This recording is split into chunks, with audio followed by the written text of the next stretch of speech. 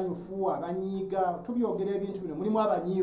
abanyiiga naye nga banyiiga just no sense kubanga tebamanyi nsibwa gyeraga nansi gyeva olidde kwegamba problem weri nti abantu abamu balowooza nti bo bwe bamanyi bo bwe Uganda era olabe nti nno abantu batambula ng'abalalu abamu batambula bwereere obaga nti freedom of speech anti ddembe ly'Abannayuganda human rights yedi abawa eddembe naye tetujja kubeera mu bintu bya kisirusiru because panaawo ffe tukuze twali balowooza nti ba self gains bo balowooza nti eggwanga lyabwe that is nonsense now is era agenda kumpa omulimu mu ofiisi ye mukolere mulage nti amagye galina kubanga ffe tetwasoma naye tukulidde mu magye tumanyi nti amagye ekibinja kirina okuba n'amagye bwegati brigade eba n'amagye bwegati division eba n'abajjasinate tezigenda awo zembe zikola ebirala twali batuzimba barracks twasulanga musubi kuva mu nsiko amagye panaawo gasula mu nyumba za ssubi abaana bayita mu bunaku abazadde bawere kati mutaddewo eggye lya UPDF ery'abaasoma ffe tetwasoma twajja n'ensekere zaffe bano baba mu training wing balina suitcase emyezi 3 banika kufuna omusaala mu training wing kakati odozo kyengeza kubalaba Gita oli mulimba ndi mulimba go wansiga obulimba go wansiga obulimba president yagamba mumpe ebintu byange mwangano tuko wa president nkokola document ya Gita bwe tugenda wa president ndese wano walero je njala Bannayuganda mutegeere namwe weeteke mu ngatta ezo ogambe singanze lwakwefe NRA tulina emitima egyafe muzeja tukuba nnyo siyaasa we neutral tutwaga ebintu by'okutta twalibaye twatta kubanga twalina buli kitwalina bombs tolooza nti baali bwe bati ba major general baali ba private panalize major general kutubonyaabo nyaffe twandiba tulina gye tuli president yali ankutteko nga nesize ne mugale kanzere yonsome president yagaana nenga kyansonyi yandibadde agamba Gita kadde yasome in future ajja kuyamba Uganda naye nkimanyi president amanyi nti era niba kusoma sandi zisemu kulabika we yanigeza ko Gita is a minister is a president is a baduta naye kati tuliawo dormant because we are taken the bush by force ne batufula amajege gwanga by force banga fe tubeeranga kuba jasiba gwanga we went to the bush without application ne tujja mu government ne muleta formu zammwe ne mutuwe namba ne mutufuula amaje ne tumugamba nti you are now ng'abaana abantu basomedde mu weso ya mama Janet bali bulungi abantu basomedde ku State House sponsors bajje babo batumwebaze mu Kajiji nsereko simanyi kibuule n'abala bangi abaana basome bati abaana baba jasi b'ensiko president Museveni yajja mu masomero singa abaana ba State House nga bwe mbakuŋŋaanya I got this information omusirikale ono president Museveni bw'agatudde tusome abamu tetwaddayo baatugaana abakulu ne bakuŋŋaanya obwana obuto mu kibuga eno abamu bagenda Entebbe okwesikotinga kati General Kanirugaba ng'asoma ku parent obwana obuto mugende ku YouTube munonye birthday ya General Kanirugaba nga asoma ku parent sayambadde empale ya blue n'akasaati akeeru ng'akola birthday emyaka 12 omwana omula n'osubiza omwana ono ojja muzimbira bikyakumye bulungi maama wo byakomaawo omwana agenda ku ntalo yekomekereza nga ali mu first division omwana onakulumu battle group ezasooka nakati bawayo sente ogenda Somalia mwana akwata busente emitwalo 5 n'abuwa omukulu omu amutwale Somalia entunga mweri mu lukoni eri kumpi ne brigade ya Kamwesige we yafiira awo mama Janet yazimbaawo kati omwana yabadde agenda kocha family ye omwana yagenda mu security kanonye ekibundu akube kano kijja kitya Kawaga oli brigade commander munene atambula n'amagye munene kano n'agende Luzira anti tebamanyi nti nyamba bajje bandabeko obusibe bunnuma omukulu n'atuma family ejje n'agiwoleza sente n'agisuza emuyenga mu loogi naye bakakumaama naye bakane ku muwala omwana amutekako pistol mbayamba bagulidde ngenda bayamba bago ya sukaali bingoye biki amwe kano anko biki naye bakakumwana omwana muto myaka 16 n'abasiiga sirimu AIDS mama Janet oyina embeera ekwesibyeko Sheikh Bashir asangibwa Nansana mu Wakiso yazze okunazaako ennaku baakuloga onoonya luzaalo oyagala kugendako bweru naye nga byesibye oba nsonga za famire oyina majini jangu akulombera edduwa ate nga tasosola madiini yadde mawanga akunaazeeko ennaku naawe olabe ku ssanyu musange ku nnamba y'essimu 0762 5 6 13 Okay, very good evening. Whenever tulaba mikonzo fana flash lacha ne Uganda ndi behind the camera ngo mutegesi wamwe omwanjiza program ahewa Rogers onakolwa lero. Sergeant Gita lero sazo nanga ayogerenga mutunulide nange nyumyanyo okumulabanga ayogera siku finanga tweraba njaga mulabe nga ayogera nange. Tukulamusiza ku Sergeant Gita wabale jo tusake engalo atwabale kutambula okuva mu eri mu nsiko nojako mu kibuga. Naye ate nsaba Mukama akuteekeremu obwangu kuba ebintu by'olwanirira osobole okubituukako naddala kuba n'abaana bakadoga bazirwanako weewadde okukola eddoboozi lyabwe nange nansaba Mukulu Tibuhabulwa asobole okukulaba programu zino azirabe akuyite muteeze ku zino ensonga eziruma abantu mu Uganda. Naye nga kikoso olunaku olwaleero wakimpitidde mudda eky'omukulu ono agambibwa bamusiba eruzira ate nga musirikale n'asanga famire ye yonna ng'emaze okusigibwa akawuka ka Mukenenya kuva ku mukyala awamu ne muwala we n'omwana omulala ate nga musiga akawuka ka Mukenenya mukulu mukama we ng'abikola ebyo byonna n'ensaba tuyogera linnya lya muntu oyo, don't speak the name of that person. Nti newe bwaneewuliriza ajja kuvayo agende ku family y'omukyalo oyo omwami oyo asobole amudduukirire amugye mu embeera gy'ayitamu. Tuli ku program Untold Story. Why lwaki abantu beeyisa nga bwe beeyisa, lwaki tebalina kweyisa mu nneeyisa ey'obuntu, lwaki abasirikale beeyisa nga bwe beeyisa. Bwebanga si bonna kale katubasaasire, bwebanga bonna beeyisa bwe batyo kintu ekyo kibi nnyo naye nga tusaba Omukama asobole okumuyamba. Sergeant Gita ku program awamu nange ahewa Rogers behind the camera of Banagana mwenna balamusiza mikwano gyaffe mwenna abali ebweru abantu sharinga abalikinga abalina views abateekako data waabwe ne basobola otuwuliriza otuteeseza abasanyufu abanyiiga tubyogera ebintu bino mulimu abanyiiga naye nga banyiiga just nonsense kubanga tebamanyi ensusibwa gyeraga nansi gyeva. Owulidde kwegamba problem weri nti abantu abamu balowooza nti bo bwe bamanyi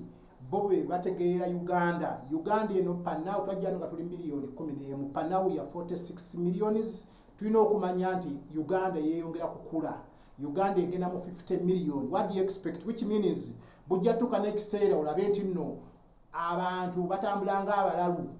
abantu batambula bwereere obaga nti at freedom of speech anti eddembe ly'abanna Uganda human rights yabawa eddembe naye tetujja kubeera mu bintu bya kisirusiru because panawo ffe tukuze twali baana bato twaleeta emirembe twaleeta buli kimu naye bali abalowooza nti ba self gains bo balowooza nti eggwanga lyabwe. That is nonsense. Now is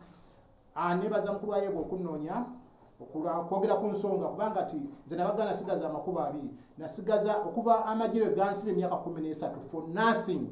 or just open criticism yogere ekyo kyolaba ekiyamba majority interest. That is my mission. My mission is ye dream yange nga Gita Musoke talk the right thing okuva ninabaye nenjuka tebanga y'omukulu n'agamba Gita wano wayogedde ensobi, Gita wayogedde bubi because nagezaako in the army okulaba bakulu ne babuulira this is wrong ne baga Gita g'obijjawa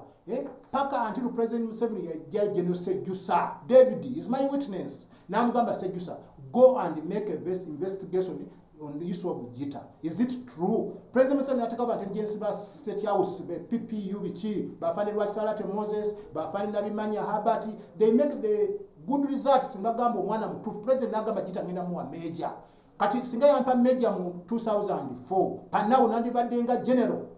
holiday yali agenda kumpa mu office ye mukolere mulagenti amaje galina kubanga fete twasoma netu kulide amaje tumanyi nti amaje ekinja kirino kuba na amaje bwegati brigade bana amaje bwegati division ebana n'abajasi mutwalo kati batulina division 5 which means tulina emitwalo 5 ejamaje bogatako ne independent units zino simanyi SFC mechanized tank mori atale bichi gemaje emitwalo 8 holiday naye kati batukyabale namba emitwalo 2 mu kantuli amaje emitwalo 2 mu kaaga which means kati sente zigenda awo zembe zikolebera twali batuzimba barracks twasulanga musubi kuva mu nsiko amaje panawo gasula mu nyumba za subi abana bayita mu bunaku abazadde bawe kati mutadde wejjeri ya UPDF eri abasoma fete twasoma twajja n'ensekereza ffe bano bava mu training wing balina suitcase emyezi 3 banika kufuna omusala mu training wing kakati odozo olaba changes must be there. Now the issue is Gita musooke bwe zijja mu office zammwe muli busy temwagala kubalaba Gita oli mulimba ndi mulimba go wansigo obulimba go wansigo obulimba president yagamba mumpe ebintu byange mwanga natuko wa president nkokola document ya Gita bwe tugenda wa president mujyocha mujisobe wakasa ngenze wa Stambayo ngenze wa Mire Babalanda ngenze wa Alice Kaboyo ngenze wa Omona ngenze wa president wabeera ku mikolo oyo ayogera linya lya Gita ayogera mwana we migadde yabadde Kyankwanzi omwana we migadde olide bafande Jacob asimwe munsubiza bikimu afande Salagandi ajja kunyamba sala ka message sala ka simu enyumba jensulami ya ntwalo 8 sola n'okugisasula. I'm just begging to reach ntwalo 8. Imagine a fighter gomwajja mu musomero omwana omuto not only me meneka dogozi panawa I have 50 kadogozi abana bali ku ngudo balonda bicupa balonda bisikiba balinga abalalu abalamu abalamu bafu abalasima mu abagoba maje abala now the issue is ensonga enkulu endese wano lwaleero je njala bana Uganda mutegeere namwe weteke mu ngatta ezo gambe singanze lwakwepe NRA tuyine emitima ejafe muzeji atukuba nnyo siasa uya neutral tutwaga ebintu byokutta twalibe twatta kwanga twalina buli twalina bombs twalina buli kimu tumanyi bomb ezitta tumanyi mundu bwezitta tukubye mundu eza buli kika olide ebina obuwo magezi gali mu mutwe but now when nakola this foundation of Kadogozi mfuna information nyingi wa vote ya maje I have a files nekola investigation in army me I was trained intelligence you remember olide group y'abalugumayo gye bakola sese I was there Lugumayo was a private but now is a brigadier deputy to afande birungi maibalo was a tuba money olide afande Kavuma Sam Kavumani OS creation toloza nti bali bwe batuba major general bali ba private but now is a major general kutubonya abo nyaka twandi batulina je tuli president yali yankuteko nga nesize ne mugale kanzere yonso me president yagana nenga chansonyi yandibadde gamba Gita kadde yasome in the future ajja kuyamba Uganda na yenchi manyi president amanyi nti era ni bakusoma sandi zisemu kulabika we yanigeza ko Gita is a minister is a president is a MP oba Gita yeyongeddeyo mu nsi zebweru kubanga si osanga fetonde batukola laptops fetonde batukola zino computer nekati tuliao dormant because we are taken the boost by force ne batufula amajege gwanga by force kubanga fetubera ngakuba just bagwanga we went to the boost without application netujja mu government ne muleta formu zamwe ne mutuwe number ne mutufula amaje ntumugamba nti you are now irregular but now for what 30 years you are in army you are getting earning a little tewezimbide kayumba toina de kayikake ttaka temutuwadde yaddeki mwatusubiza obusimo mwaga mujja tulabirira mujja tugulira ettaka kati kale ngulira yikaye ttaka nguzimbira kayumba mpaka capital fund abana bange batanya ku state house sponsors basome nchimanye yes twarwana nga abantu basomede mu weso ya mama Geneti bali bulungi abantu basomede ku state house sponsors bajje babo batumwebaze kajiji nsereko simanyi kibule n'abala bangi they okay bamasinga babo badda ku traffic amu balaba kodi Kampala obonna bonna balinga abalungi banyirira bali mu ngoye za traffic kati bamukubamu ebituli oba bakasuka wa bonna state house sponsors n'abala bangi nze na meeting ga president ngende wa madamu amiri yakyambadde olira nga list yao yonna n'abasa n'atwire tumwine n'atukwera kalo kalungi kachumitana amanya gonna ne ngamba nga temuli Seruwaji temuli Gita temuli Kakebe temuli Muwanga temuli Kinenebuuza nga bagamba anti batwala checks masomero abana basome but abana baba jasi bensiko president Museveni yajja masomero singa abana ba state house balabirira olide ne kakati bawulira omwana wa Lumumba Patrick Lumumba secretary wa Fanikani Lugaba oyamukwatako ababa bwenye muzeyi simayibani simanya ababa ba Chombo kamuganda we kati huyo general Mulamba Doni Nabasa muganda wezera Chombo kugamba both themselves they are lucky but what about us now the issue is zeno mulamo gwalero wa musirikali alikadogo ngabwe mba kunganya I got this information wa musirikali ono president Museveni bwagatudde tusome abamu tetwaddayo batugana abakulu ne bakunganya ogwana obuto mu kibuga eno abamu bagenda entebo kwesikotinga kati general Kanilugaba nga asoma ku parent ogwana obuto mugende ku YouTube munonye birthday ya Jeno Kayini Lugabanga asoma ku parent sayambadde empale ya blue n'akasaati akeeru ng'akola birthday emyaka 12. What do you expect? Obwana bwo mulaba nga president abugabira cake ne soda. Obwana buto kati bukuze emyaka 5 myaka emeka. They are suffering. Tebasoma. Kati ono omwana bamutwala okuma mama wa President Museveni, Madamu Omugenzi Esther Kukundeka. President nosubiza omwana ono ojja muzimbira bikyakumye bulungi mama wo byakomaawo. Omwana agenda ku ntalo. Yekomekereza nga ali mu first division. Omwana olunaku lumu battle group ezasooka nakati bawayo sente ogenda Somalia. Omwana akwata busente emitwalo 5 n'abwa omukulu omu amutwale Somalia. This is Somalia issue. Lwaki bannaffe bafudde? N'awayo emitwalo gya 5 teyagenda. N'akireyininga munziriza akange natunze obuguzi bwange mu kyalo mumpe. Omwana w'entungamu abava mama Janet entungamu eri mu lukoni eri kumpi ne brigade ya Kamwesige we yafiira. Awo mama Janet yazimbaawo. Kati omwana yabalaga kocha family ye. Omwana yagenda mu security kanonye ekibundu akube kano kijja kitya. Bamusibe eruzira abeere eruzira. Bw'abeere eruzira omukulu avaayo kubanga bali mu kibinja kimu first division wafanika wagga. Oli brigade commander munene atambula n'amaje munene kano. N'agenda eruzira n'amugamba kati family yo ebeera weti anti tebamanyi nti nyamba bajje bandabe ko busibe bunnuma. Omukulu n'atuma family ejje n'ajoleza sente n'agisuza emuyenga mu lodge. Naye bakakumama naye bakane kumuwala omwana amtekako pistol. Mbayamba biki mbagulidde ngenda bayamba bagoya sukali bingoye biki amwe kano anko biki naye bakakumwana. Omwana muto myaka 16 muwala n'abasiga sirimu ages mama Janet zinensongazo madamu Amiria Matembe mama Nabanja kanono agenda kuba nze Gita nabagamba ndikakira kambuzi. Let this cannot be an example holiday mbwakoleyo simanyi wa Jeno Kavuma Sam kubanga brigade mwana bamujjako. Now the boy nakola obusibe mu bulumi tamanyi ne bamutransferinga obusibe bukenda bamutwala mbala. Bwe yabantwala mbala n'agamba omusibe omanyi omukazi oboddayo toddamu kumwebakako alibuka ya malaya omusibe n'amugamba afande gwe wabitegedde otya leka kunnumya busibe likankola obusibe bwange bugwe gwabijjewa kale kambakolesa n'aweleza space entungamu ne bajja ne balaba omusibe bwe bamana oyo kano n'alaba abakulu ba prison mbu omusikalo oyo alina empisa mbi biki ayinza n'okuddayo natta omukazi omusibe ne bamujjembala yagenda okumayira obusibe ne bamutwala amasindi yisimba agenda afiire eyo kano yabikola awayo sente. Omwana akola obusibe yisimba yali asomye obwa pastor mu eruzira Bible study ne bamuwa pastor n'amaliriza obusibe bwe nga abwiranjiri mu prison. Bwadda yatuuka waka bakola party abeero siba ki mama we yali alengera bukimu ekifo awaka wali n'amuyita n'amugamba mutabani wange tebabaka na mukazi oyo obadde omukulu ajja ne Land Cruiser asulawo n'amaje gabeera wabweru gakuuma bagula enkoko biki byonna nga nze mbiraba ng'omuntu omukulu eriiso ly'omukulu awaddugala we walaba. Omuvubuka n'atula ne family ye. Family n'agibuuza mubadde mutya.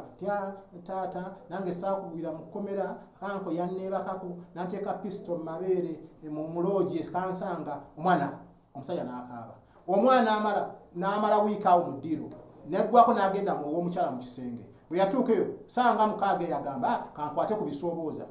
Tonkwatako omukazi n'akaaba. Kiki? Nti amakerenda gaagano n'ekitabo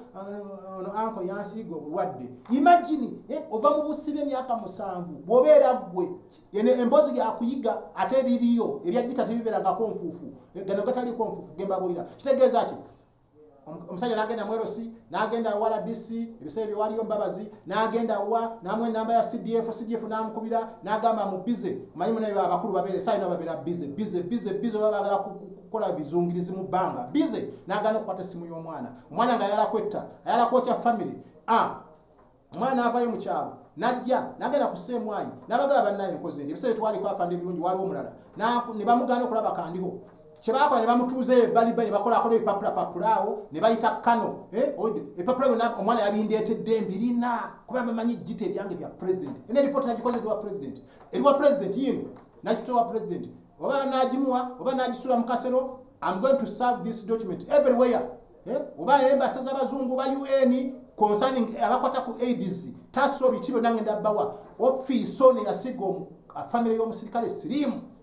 this banaye muveyo gasumba balamu muveeyo ku kintu kino nze Gita musoke mubuze Rogers mugambe Gita musoka watu w'ekintu ekyo tulina president alina okupanisinga this kano vakubira ebya Somalia abaana bafudde but now family y'omusibe ya Gita family y'omusirikale wa wansi na Gita olide ne batuuleyo musemwayi nabo ba office abakola ebyo byonna they have to be they are accomplices they have to be arrested ne batula ne bakola agreement ne kano alete million 3 bawe family basetolinge complain imagine 3.5 million omwana omusse mwana muto that is the capital offense rape with a pistol ebyatwala mu scope byebyo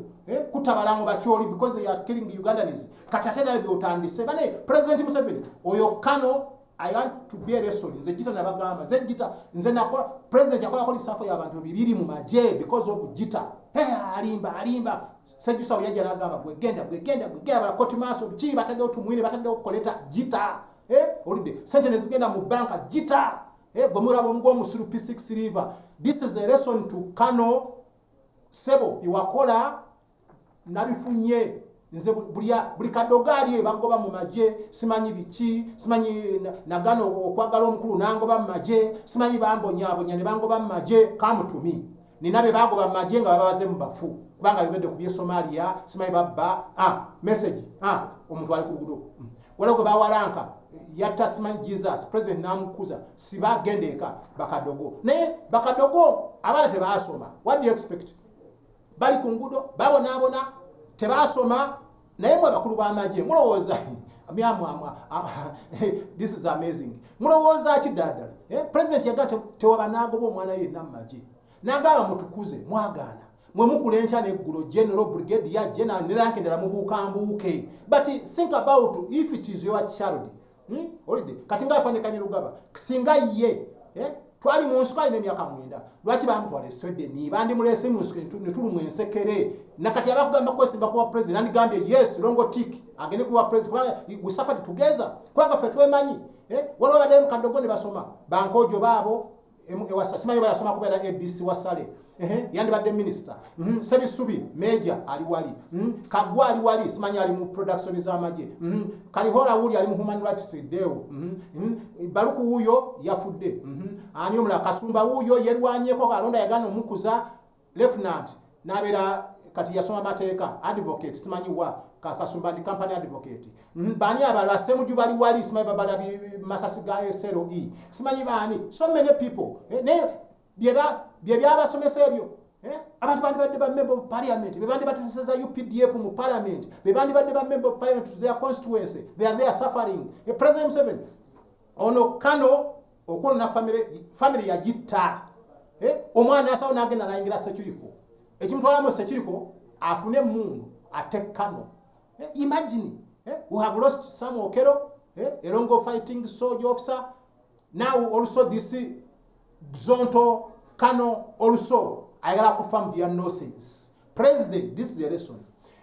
watu gambo omuntu yena yagala mu komisirikale sas obamba mteka mateeka kati fwa basirikale bachyakuba bapirika nze nkuba magazine mukamwa what does it mean oyo omukulu yesigachi obulamu bw'enganda babuli mu matiga omwana agenda nayingira security anonya weapon oba basasiri mu kumutwe olide now this is a matter which is serious alarming situation afande ebirungi am giving you this work because tujja mu offices amwe temwagala tuuliriza muli busy tukena mba afande mbadi Gita musokeze raya now the report is already in the hand of the president I have already hand over to his military assistants and whatever PPS and whatever njaga nabanja afuneko copy vice president Jessica Luva afuneko copy Amelia Matemba afuneko copy omwana wa musigo gwadde on pistol mama wa musigo gwadde on pistol now Kano abana bali bubi bafuna sente meka lwaki mutujoga nzijukira 11th battalion eri kolorao omusikale nagenda ku duty omukulu nagenda naye baka ku mukazi we omusikale kyo nagamba no bajaja ne bamuloosa genda akekolabe yagala okutuka mu nyumba awire message ka naga mama gulawo omukazi nati gulawo nagulawo ng'omusajja mukama wali munda namugamba afande toyina musango genda nyiza kubekyasi bano genda duka afande naduka omukazi omwana namuba magazine namba mukazi yena najula ebituli ne bamubuuza ku makyalo lwaki wakubye omukazi nasemalaya case gone case ya tamalaya in barracks naye muva ku kyalo kimu ova Luhama oli ava wali ntungamu yandibadde nga muganda or even you a Kano is your brother in army professionally no yagala abaana be no n'omwana omulala yagala musiiga naye gyali n'agamba agreement yo namwagiwandiika n'aba family yajja nesayininga Kano million 3 zakulema okuwa yozi wayo sirimu bamugula mama Janet bagula sirimu bamugula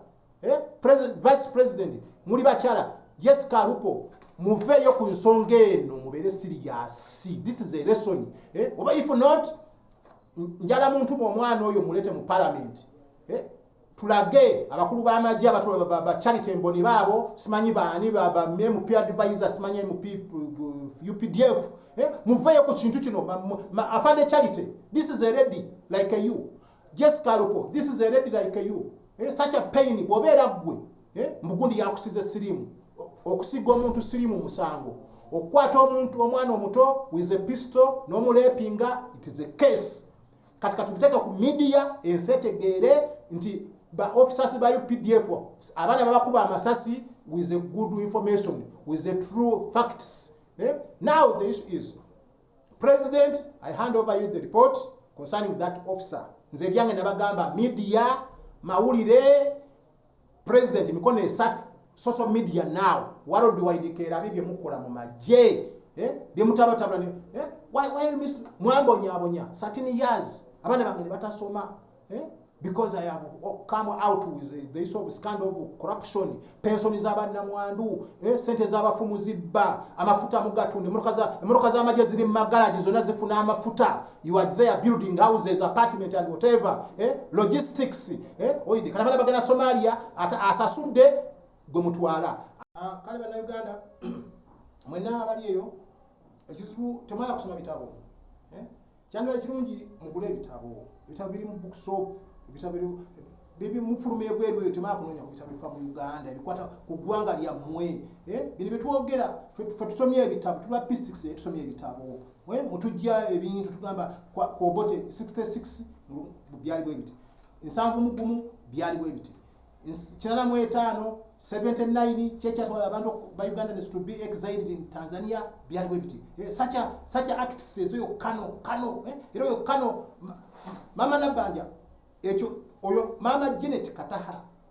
singa mwana wo patience go omuzukulu gwe bakutte singa bakutte mwana wa Diana omuzukulu mama Janet wandi badolowoza ki oyo mwana wamwe oyo ntunga mujiwazimba amasanyalaze gayita wali